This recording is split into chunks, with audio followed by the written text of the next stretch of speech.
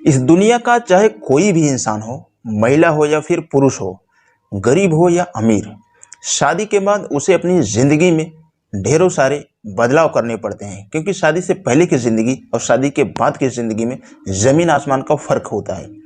शादी के बाद अपने साथ में कई लोगों की ज़िंदगियों को अपने एक साथ लेकर के चलना पड़ता है, लेकिन कभी कभी इन छोटी सी बातों को लेकर के इतना बड़ा बतंगड़ बना दिया जाता है जिसकी वजह से ये रिश्ते हमेशा हमेशा के लिए ख़त्म हो जाते हैं।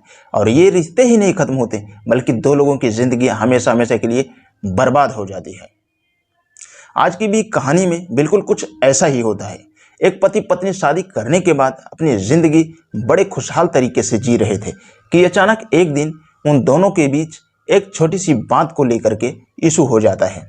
पत्नी इतना नाराज़ हो जाती है कि पति से नाराज़ होकर के अपने मायके चली जाती है। लेकिन जब वो अपने मायके से ससुराल वापस अपने घर आ रही होती है कि अचानक रास्ते में उसके साथ में एक ऐसा हादसा हो जाता है जिसे शायद वो पूरी ज़िंदगी भर कभी भी नहीं भुला सकती। नमस्कार दोस्तों, मैं जेपी पाल भोजपुरी, उत्तर प्रदेश जिला जौनपुर से। आज की जो एक घटना है, एक घटना झारखंड प्रदेश का एक शहर पड़ता है पलामू, और इसी पलामू का एक थाना लगता है सप्तरवा का ही भलुआही घाटी के इलाके का रहने वाला रंजन कुमार, जिसकी उम्र है लगभग 25 साल के आसपास, उसकी पत्नी श्वेता कुमारी जिसकी उम्र है लगभग 22 साल। रंजन कुमार अपनी पत्नी श्वेता कुमारी से लगभग 4 साल पहले शादी कर अपने घर लाया था। इन दोनों की ज़िंदगी बड़े खुशहाल तरीके से चल रही थी, बड़े अच्छे तरीके से अपने परिवार के साथ ही रह रहे थे। लेकिन 4 सालों बाद पहली बार श्वेता अपने बच्चों की मां बनने वाली थी। वो 4 महीने की प्रेग्नेंट थी। कहा जाता है कि जब औरत प्रेग्नेंट होती है तो उसका माइंड भी थोड़ा सा चिड़चिड़ापन हो जाता है, और शायद इसी वजह से श्वेता कुमारी और रंजन कुमार के बीच में एक छोटी सी बात को लेकर के इशू हुआ था। ये झगड़ा होता है 24 सितंबर 2022 को। श्वेता कुमारी अपने पति से ही झगड़ा नहीं करती है बल्कि अपने ससुराल वालों से भी झगड़ा करती है। झगड़ा करके इतना नाराज हो जाती है कि वो गुस्से में अपने मायके चली जाती है। रंजन कुमार सुबह से लेकर दोपहर तक इंतजार करता रहता है, लेकिन जब श्वेता कुमारी वापस ससुराल नहीं आती है तो रंजन कुमार उसे मनाने के लिए अपने ससुराल श्वेता के घर पे जाता है, और अपने साथ में रंजन कुमार अपने साड़ू भाई को लेकर जाता है। जब रंजन कुमार अपने ससुराल पहुंचता है, अपनी पत्नी श्वेता कुमारी को काफ़ी मनाने की कोशिश करता है, हर बात से वो माफ़ी भी मांगता है। श्वेता कुमारी से जब ये सारी बातें रंजन कह रहा होता है तो श्वेता कुमारी के घर के जो भी परिजन थे वो काफ़ी रंजन कुमार की बातों से सहमति हो जाते हैं और अपनी बच्ची को समझाने की कोशिश करते हैं कि शादी के बाद बड़े हिसाब से ज़िंदगी को चलाना पड़ता है। इन छोटी छोटी सी बातों को लेकर के घर नहीं छोड़ा जाता है। अगर इस तरह से चलोगी तो तुम्हारा घर बसाना मुश्किल हो जाएगा। हम तुम्हारे परिवार वाले हैं, तुम्हारे परिजन हैं, हम तुम्हारी बुराई कभी भी नहीं चाहेंगे। हमारी बात मान लो और तुम अपने ससुराल अपने पति रंजन कुमार के साथ चली जाओ।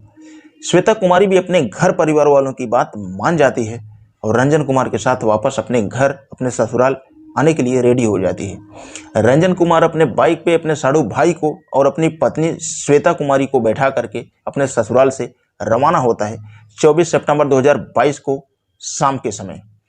जैसे ही अपने ससुराल से चलता है कि रास्ते में एक इलाका पड़ता है भलुआ घाटी।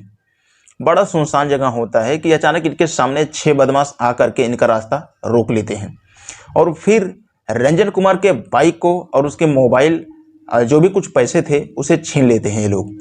लेकिन वो 6 बदमाश जब श्वेता कुमारी के चेहरे को देखते हैं, वो इतनी खूबसूरत थी कि उसको देखने के बाद 6 के 6 बदमाशों के दिमाग में शैतानियत घिर जाता है और फिर ये 6 बदमाश रंजन कुमार और उसके साड़ू को बंधक बना करके और उसके सामने ही श्वेता कुमारी के साथ में बारी बारी से सबके सब दुष्कर्म करते हैं। श्वेता कुमारी उनसे अपनी ज़िंदगी की भीख मांगती है और बहुत चीखती चिल्लाती है, लेकिन उसके एक भी बातें इन हैवानों के कान तक नहीं सुनाई देती है और ये अपनी हवस पूरी करने के लिए लगभग 4 घंटों तक उसके साथ में गलत कृत्य करते हैं। रंजन कुमार उसका साड़ू भाई भी जब इस हालत में श्वेता कुमारी को देखते हैं वो काफ़ी चीखते हैं, चिल्लाते हैं, लेकिन बदकिस्मती से एरिया इतना सुनसान था कि उधर के आसपास में कोई भी व्यक्ति नहीं था। लेकिन किस्मत से एक व्यक्ति उसी वक्त उस रास्ते से घर जा रहा था। जब इनकी आवाज़ें वो सुनता है तो वो समझ जाता है कि कुछ ना कुछ गलत हो रहा है। वो व्यक्ति बिना शोर शराबा किए हुए और वहाँ से अपने गांव जाता है और इस बात की खबर तमाम गांव के लोगों को देता है। गांव के लोग भी बड़ी समझदारी से कदम उठाते हैं और गांव के तमाम लोग एक झुंड बना करके और बिल्कुल चुपचाप घटनास्थल पे पहुंचते हैं और इन 6 बदमाशों को वहीं पे घेर लेते हैं। लेकिन बदकिस्मती से उसमें से 4 बदमाश मौके से फरार हो जाते हैं, लेकिन 2 बदमाशों को गांव वालों ने घेर लिया और उनके साथ में काफ़ी मार पिटाई किया और साथ ही साथ सप्तारवा पुलिस थाने में इंफॉर्मेशन दे दिया। पुलिस भी तुरंत ही घटनास्थल पर पहुंचती है और इन दोनों आरोपियों को हिरासत में लेकर के श्वेता कुमारी को मेडिकल के लिए भेज देती है। मेडिकल रिपोर्ट जब आती है तो उससे साफ पता चल जाता है कि श्वेता कुमारी के साथ में कई लोगों ने बारी बारी से दुष्कर्म किया है।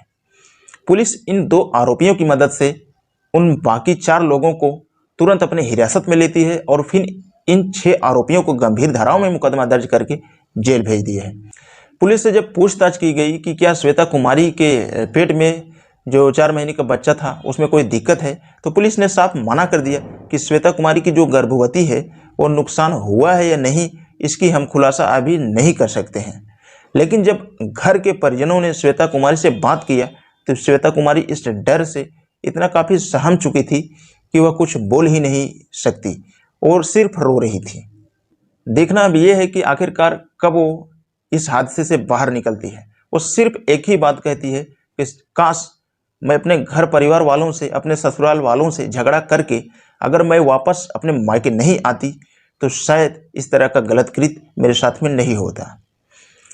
दोस्तों, इस कहानी के बारे में आपका क्या उद्देश्य है आप ज़रूर बताएं। और ये कहानी सुनाने का मेन उद्देश्य आपको जागरूक करना है, ना कि किसी की भावनाओं को ठेस पहुंचाना। तो इस कहानी के बारे में आपका क्या कहना है कमेंट जरूर करना। जाते जाते बस इतना कहना चाहूँगा, अगर आप हमारे चैनल का वीडियो पहली बार देख रहे हैं तो हमारे चैनल को सब्सक्राइब करके बेल का आइकन ऑल पे ज़रूर प्रेस करें, ताकि कोई भी वीडियो लाऊं तो आप तक आसानी से पहुंच सके। तो आज के लिए बस इतना ही। मिलते हैं कल शाम 7 बजे किसी नेक्स्ट क्राइम स्टोरी के साथ।